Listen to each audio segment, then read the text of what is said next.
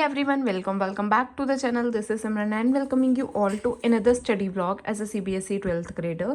तो दिखाती हूँ तुम्हें आज की तारीख। तो आज है 24th ऑफ दिसंबर एंड अभी हो रहे हैं 11 बजने हैं एंड मैंने अभी टू डू लिस्ट बना ली है अपना काम करने को। तो तुम्हें अभी हम स्टार्ट करेंगे with the very first task. I know मैंने ये टू डू लिस्ट काफ़ी लंबी बना ली है बट एनीवेज वो नहीं देखते। तो सबसे पहले मैं मैथ्स के अपनी लैब मैनुअल का रिटर्न वर्क कंप्लीट करूँगी। So let's start.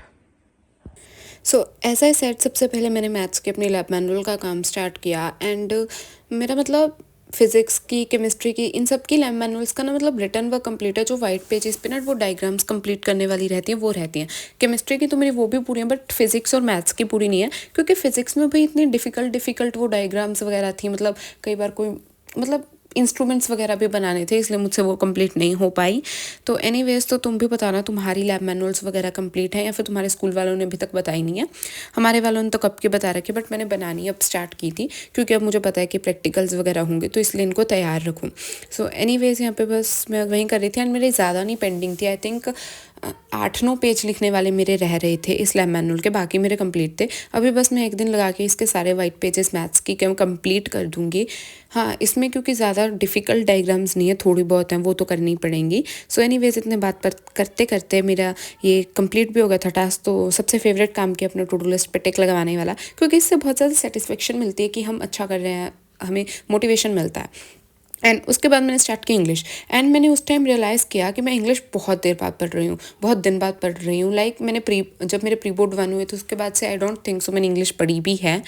तो मैंने अभी इंग्लिश पढ़नी स्टार्ट किया। मैंने 2 चैप्टर रिवाइज किए थे, पॉइंट्स एंड पैनकेक्स वाला, और सेकंड चैप्टर मैंने रिवाइज किया था गोइंग प्लेसेस। भाई ये जो चैप्टर मैंने लास्ट में पढ़े थे वो मैं पता नहीं क्यों भूल चुकी हूँ, पता नहीं क्यों। लाइक ये चैप्टर इतने बोरिंग थे कि मुझे कुछ याद ही नहीं है इन चैप्टर्स में क्या कुछ था। सो anyways, that is it. So guys, I'm done with poets and pancakes, है ना, सही बोल रही हूँ हाँ, और गोइंग प्लेसेस। एंड भाई पोइट्स एंड पैनकेक्स वाला इतना बेकार चैप्टर है, लाइक सीरियसली कोई स्टोरी नहीं बन रही इसकी, कुछ नहीं बन रहा, इतना फालतू चैप्टर लगा मुझे सीरियसली। कि मतलब तुम इंग्लिश के बुक में लिख रहे हो तो कोई स्टोरी बने, बट इसकी कोई स्टोरी नहीं है। इसमें ज़्यादा चीज़ें याद करने वाली हैं जो मुझे अभी तक याद नहीं हुई अच्छे से। लाइक मैंने स्टोरी से समझने की कोशिश की बट उसमें से कोई स्टोरी जुड़ी नहीं रही थी। एनीवेज, एंड अभी मुझे याद है कि मैंने अपने टू डू लिस्ट में सबसे इंपॉर्टेंट टास्क ऐड ही नहीं किया, तो मैं अभी ऐड करती हूँ। सो अभी मैं एक टास्क ऐड करूँगी जो कि मैथ्स का एक्सरसाइज 7.10, जो इंटीग्रेशन की लास्ट एक्सरसाइज है, वो मैंने अभी तक नहीं की, तो मैंने अभी भी ऐड कर लिया। बट अभी मैं ये नहीं करूँगी, अभी मैं केमिस्ट्री करूँगी, aldehydes, ketones and carboxylic acid की रिवीजन करूँगी। मैंने थोड़ी बहुत स्टार्टिंग से कर रखी है बट मुझे फिर से वो रिएक्शंस याद करनी है। लाइक मैं एक बार फिर से लिखूँगी ताकि मेरे पूरे अच्छे से याद आ जाए। तब तक लिखूँगी जब तक मेरे याद नहीं हो जाएंगी वो रिएक्शंस। तो अभी स्टार्ट करते हैं केमिस्ट्री से। उसके बाद मैंने स्टार्ट किया ऑर्गेनिक केमिस्ट्री में चैप्टर एल्डिहाइड वाला। इसकी मुझे प्रिपरेशन ऑफ एल्डिहाइड्स तक सारी रिएक्शन याद थी, बट मैंने फिर भी स्टार्टिंग से ही सारी रिएक्शन वगैरह याद करनी स्टार्ट की दोबारा से, ताकि जितनी बार लिखूँगी उतने टाइम मेरे अच्छे से याद हो जाएंगी चीज़ें, क्योंकि मुझे लिख लिख के चीज़ें याद होती हैं।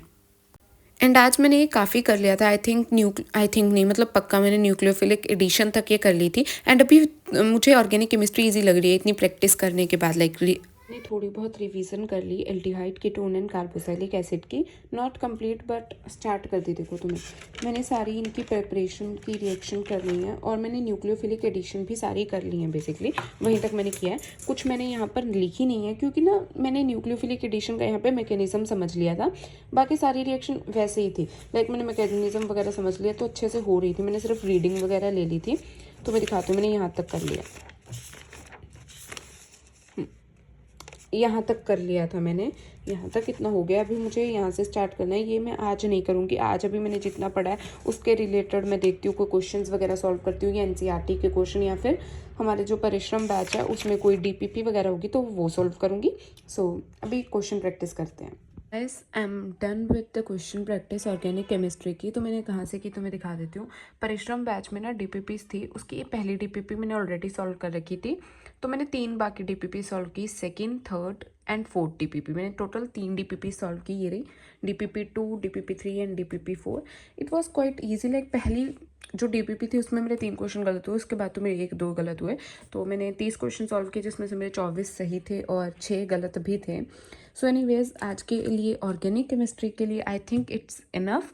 मीन्स एल्डिहाइड वाले चैप्टर के लिए अभी कोई और टास्क स्टार्ट करते हैं। सो अभी इस पे टिक लगा देते हैं कि हमारा ये रिवीजन हो गई है।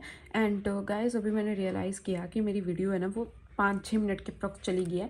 मैं इतनी लंबी व्लॉग्स ज़्यादातर नहीं डालती, सो आई थिंक अभी व्लॉग बहुत ज़्यादा लंबी हो जाएगी अगर मैं इसे और इसमें ये सारे टास्क दिखाऊंगी। So anyways that is it for this vlog guys. बाकी का तो मैं शॉर्ट्स में अपडेट दे दूंगी।